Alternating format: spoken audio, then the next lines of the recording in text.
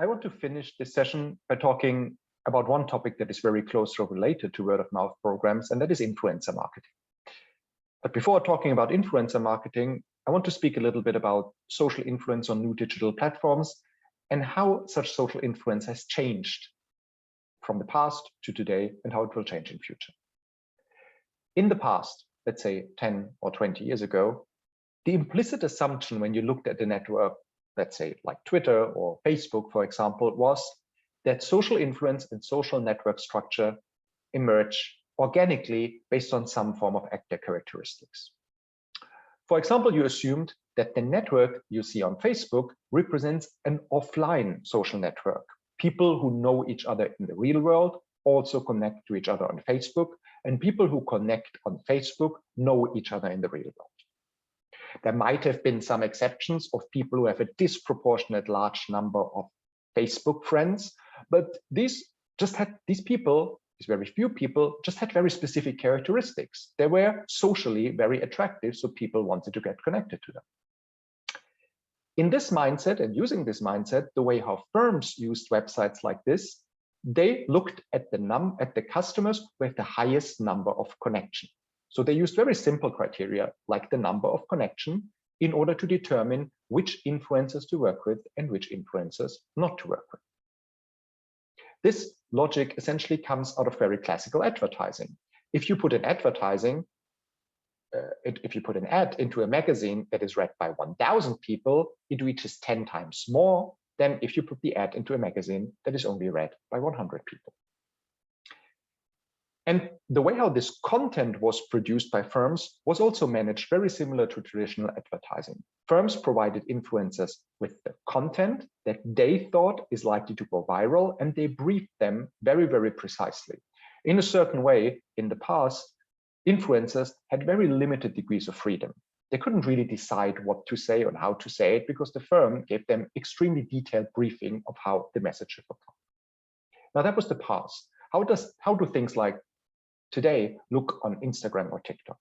Well, today what you have is that many people who open a new account on Instagram or on TikTok do so because they want to become an influencer. They no longer open an account because they necessarily want to stay in touch with people they know out of the offline world.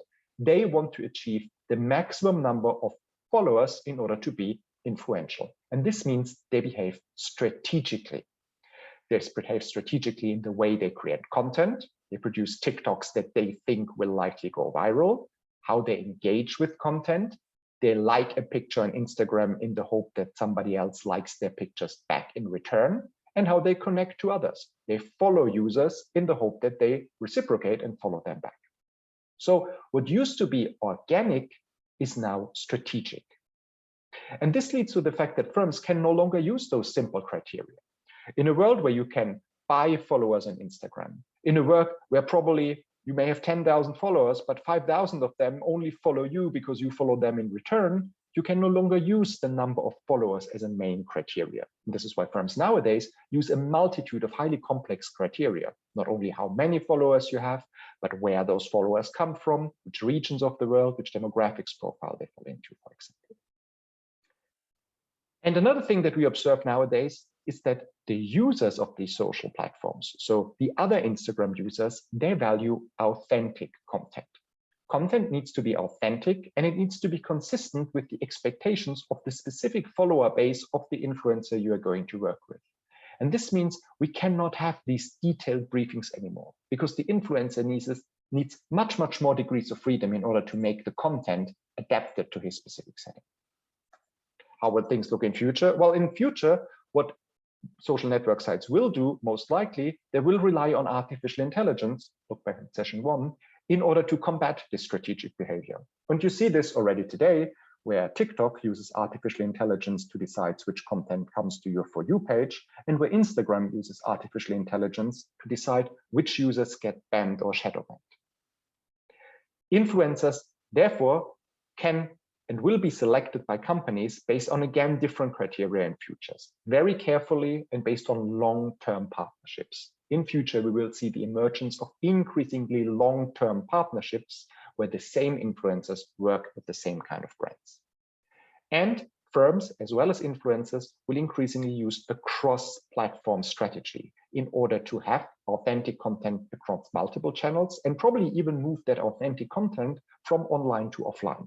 For example, we will see firms who use influencer marketing content, a post that has been created by an influencer on Instagram, for example, and print it out as a billboard or as a display in a store. Now, this brings me very closely to the topic of influencer marketing. And if you look at influencer marketing, many firms often struggle with how to use influencer marketing. But there are 4 pieces of advice that you can generate based on this historical overview that I just had presented.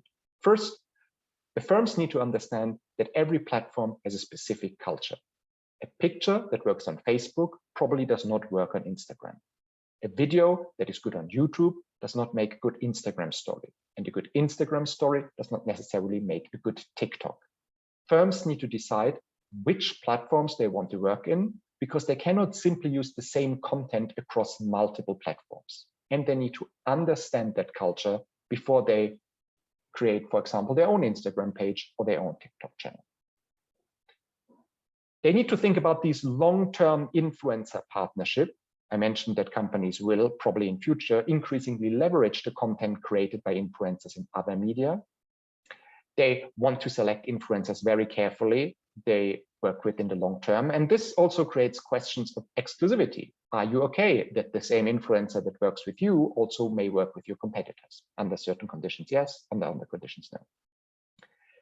A big question will be whether to choose micro or macro influencers. Do you want to use influencers who have 10 million followers or 1,000 followers? It depends a lot on your campaign objective, but also on the cost of managing influencers. Because remember, when you work with smaller influencers, they may be less professional, they may not have agencies. And so managing 100 small influencers might be 100 times the work than managing one larger one.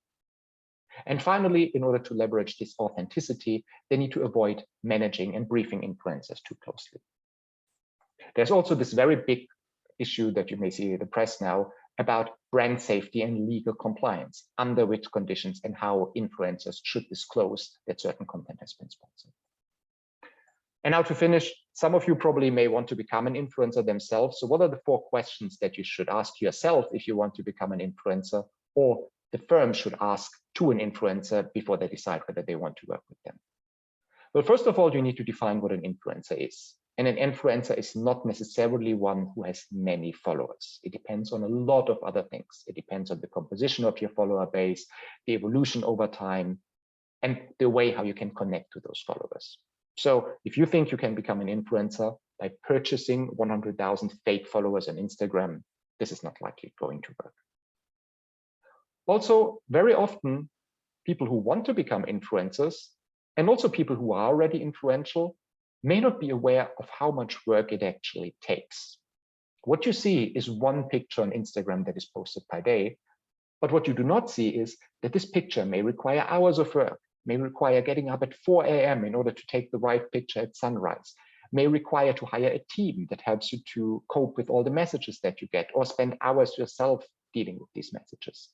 And many influencers simply are not ready to do this. And even if they have enough followers and are influential, they may very quickly stop doing this career because they realize it's too much work. Now, if you still decide you want to become an influencer, the thing you should focus on is what your genuine passion is.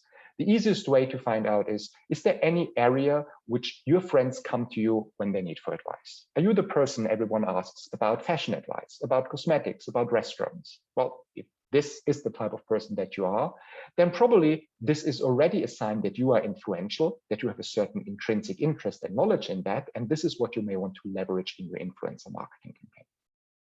And like firms, you need to be active on multiple platforms, but you need to decide which ones, because it's very unlikely that you can be active on all the platforms. You may even need to organize offline events, because nowadays, increasingly, followers want to have actual physical and offline contact with their influencers. There's a lot of stuff nowadays that's happening with shoppable text that allows you to calculate return on investment. And also note that different platforms have different purposes. If you want to develop large messages, probably a blog might be more adapted than Instagram. And this is how we finished this session. So to wrap up, we started by talking about customer lifetime value, which is the value that customers generate by buying products and services. We then moved to word of mouth programs and social value, which is the value that customers generate by talking about products. And now we ended with influencer marketing.